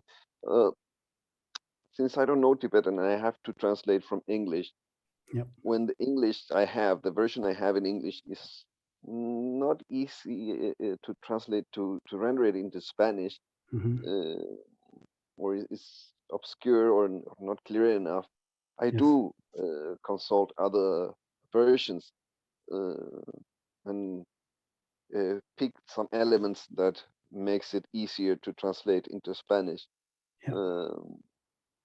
What concerns me, what worries me, is that this might lead me away from the original. And I don't have any way of checking. Well, I do have some friends with whom to consult, but I cannot be bothering them every 5 minutes. So yes, yeah. That's actually exactly why we want to have a place for you to ask your questions, and then we can ask those questions to Kempos, so to Tibetan scholars, who are going to say, well, here the actual meaning in Tibetan is this, and so you can do whatever corresponds to that meaning, which means that when you are presented with something like that, you should write it down, send it to us. We're going to find a way to do that in a forum or something else. And then whenever there are questions that appear there, then we're going to ask those questions, translate them into Tibetan, get the answers from the campus in Tibetan and translate it back to you. So you can have a kind of a sound basis on which you can work. Cool. Yeah. So this is something that we want to offer you, because exactly when you take from another translation, from another source, another version, you never know if what you're taking is actually the take or something that the translator just happened to write because he thought it was better, but maybe he's not in the Tibetan or not. So you always have this doubt about whether am I doing the right thing or not. And in order to avoid that, then if you ask us the question, we can ask to a Tibetan who is going to give you back the meaning. Yeah. Yeah. Anyway, I normally try to translate stuff of which I have received teachings or have a commentary at least, but there's always a verse or two that gives you a headache. Right. And actually, it is not to say that what you're doing currently is bad, you are and all the others. It's just that you still have some kind of risk that you need to take. And we want to offer you the possibility to minimize that risk as much as possible. And so, of course, having a translation is much better than nothing. And the people for whom you're doing it are benefiting tremendously from having it, because not having anything and having a translation that says, let's say, between 90 and 99% what is said in the original is much better than having nothing, of course. So we're just trying to help the great work that you're already doing. It's not that it's not good at all. It's just that it's great, and we're trying to make your work easier and trying to to take away the responsibility of the choice that you're making from you and to give it to Tibetan campus scholars. Yeah, well, I think a degree of responsibility is kind of unavoidable, you know. Yes, it is. Yes, of course. Yes. But yeah, it's highly appreciated what you're doing to make our lives easier. And of course, the purpose of all of us is to assist the practitioners to be able to access the meaning, you know. Yeah, great. Thank you. Thank you for your work. Yes.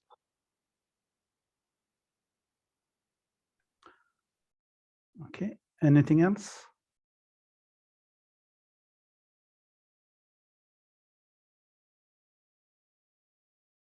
Okay, so then should we end it here? Should we conclude here? Yeah. Okay, so then just recite on the Sonamdi that everyone must know already. Sonamdi yen tamje zeba yen tomne nyaben ranam pamje shin kyanga na chem balon truba ye simben solen ruan rai shon. Okay, thank you to all of you. Thank you, Drupji. Do we have class later? Yes. Yeah. 5 o'clock. Okay. Yes. What time? It is. I think it is posted on the WhatsApp group. Yeah, but there were two. But, I'll check. Okay. Yeah, we can see that afterwards. Yeah. Okay. Thank you.